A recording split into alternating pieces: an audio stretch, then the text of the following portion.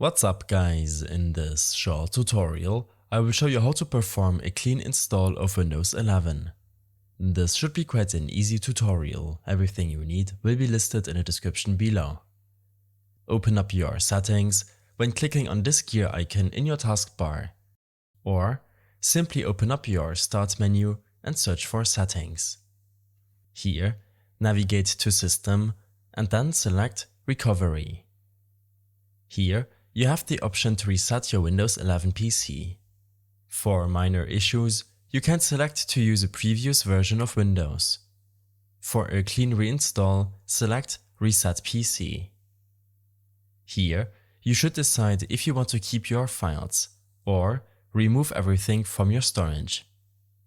Create a backup of any important files and folders to an external source or cloud service. Better yet would be to additionally or alternatively create an entire system backup image. After choosing an option, it will take a few minutes for Windows 11 to reinstall on your PC. I hope this helped you out. Leave a comment if you have any questions and see you in the next one.